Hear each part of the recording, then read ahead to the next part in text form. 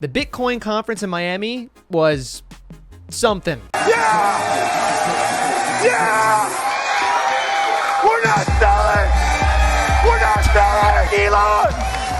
Fuck Elon! Oh, buddy. I'm all for the hype. I'm all for the Bitcoin hype train, but I don't know if this was a bullish shine or a bearish shine because that was pretty cringe. Let's watch another Max Kaiser clip real quick. If I have one my Bitcoin, birth certificate, my personal data, my verification of who I am. Then So I this don't is need where he goes off. Equifax to sell my data and lose my data and fuck my data. I can have my data on a private key and say, this is me. It's immutable. It's every 10 minutes. It's verified. And that's who I am. You don't need Bitcoin either. Yes, you do, because it's the most secure. It's the only secure database that's ever been invented. That's the technology. You fail to understand that it's a new technology that is as profound as the printing press or the electric light bulb. You're comparing it to things that you shouldn't be comparing it to. It makes no sense. It's a brand new breakthrough in technology. Your kids are going to be wondering why their dad didn't see the value. They'll be like, Dad must have been on drugs because he never saw the value. This is a cult of Bitcoin. This is your guru. This is the type of reaction that you're going to get.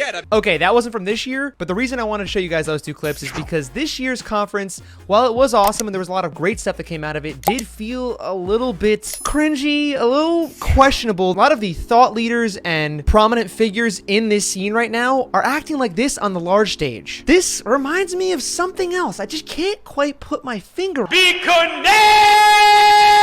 Wow! The world is not anymore the way it used to be. Be connected!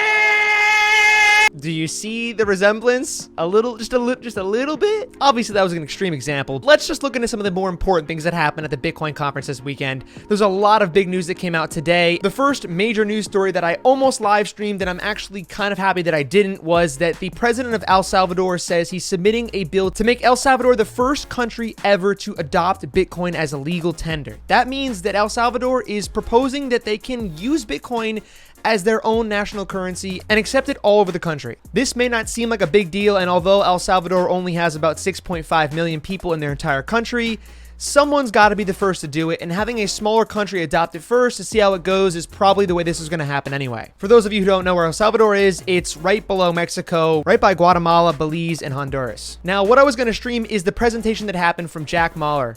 This guy right here is the owner of Strike.me. It's the company that went into El Salvador and set all of this up. Jack and his company are using the Lightning Network with Bitcoin to make this all possible. But his presentation was largely consumed by him being very nervous and actually crying quite a bit. Sorry.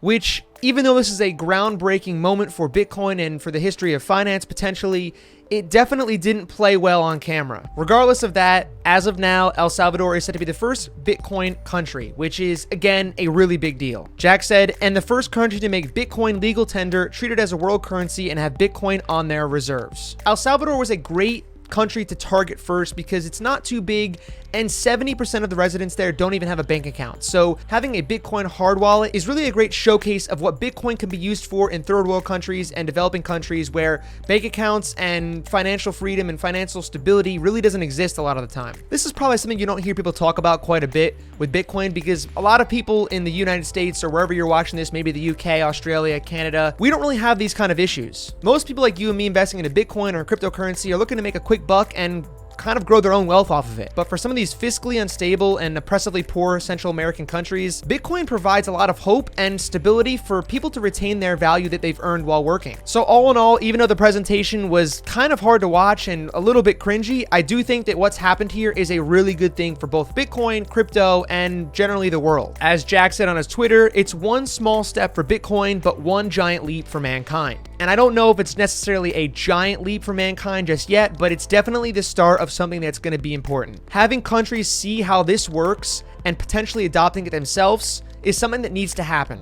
With all that being said, I do have to agree with Ben's take on the Miami Bitcoin conference. Some of the videos I've seen online from Bitcoin Miami have me a bit bearish, not gonna lie. Like I showed you guys in the beginning here, some of the things that came out of there and just the general crowd reaction, people booing anytime anything negative or even anything non-Bitcoin related was said, people really did not take to it well, which tells me that there's still a lot to learn and the community around crypto is still very immature. For example, I watched about an hour and a half of the talks today, and one of the talks was with a couple YouTubers that had just a couple thousand subscribers and really didn't know what they were talking about. They were talking about Bitcoin maximalists and toxicity within the community, and it was really poorly articulated, to be honest. If I'm someone from the traditional finance world or the fiat world, looking at that really doesn't do a whole lot of good for people that are involved in Bitcoin and us that believe in crypto. It's kind of a bad look for it, to be honest. Some of the topics and the discussions and the speakers that they had really didn't do a great job presenting for the greater crypto community. Was the conference a good thing or a bad thing for crypto? I'm not going to go too deep into it, but currently Bitcoin is down about 5% on the day. So you would think that after this great news, we'd have a little pump, but that's not happening. Another big thing that came out of the conference is that Jack Dorsey's Square is going to invest $5 million into a Blockstream Bitcoin mining facility.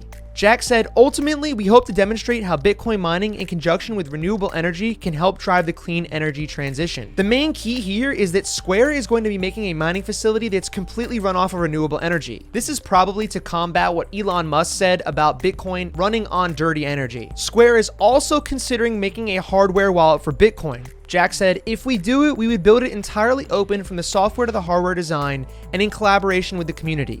We want to kick this off thinking the right way by sharing some of our guiding principles. He goes on to say, Bitcoin's for everyone. It's important for us to build an inclusive product that brings non-custodial solution to the global market. The main takeaway here is that if Square does make a hardware wallet for Bitcoin, it opens up a whole new user base for Bitcoin. Any major US company providing tools, wallets, exchanges, or even just buying it and holding on their balance sheet is a huge positive for crypto in general. The next piece of news comes from someone that I follow, Tony from Journey Crypto. He put up this tweet saying, I guarantee you Elon wouldn't be posting Bitcoin memes unless he knew it was coming. The story has a happy ending for Diamond Hands. It is a good point he makes here, and it's an even better point when you find out that Elon Musk, if we go to his account real quick, go to likes, and then scroll down, he actually liked this tweet, which means to me that Elon probably agrees with what Tony's saying here. I know Elon's gotten a lot of bad rep, and as you guys saw, our buddy Max Kaiser here just said F Elon in his Bitcoin conference announcement. And even though Anonymous posted a video trashing Elon today for what he's done to the crypto community, I do think that Elon understands what he's doing. As you guys know, I am biased. I'm a fan of Elon. I lost some faith with him, but I do think all in all, the reason he's teasing around with this is to bring more attention to the scene, which should inevitably make the scene better and continue to innovate and improve. So even though Elon does tweet some things that might be considered negative, there's this. You have to look deeper than the surface. And he'll probably not stop promoting Doge, just like this guy who ran on stage. All right, I don't know what to...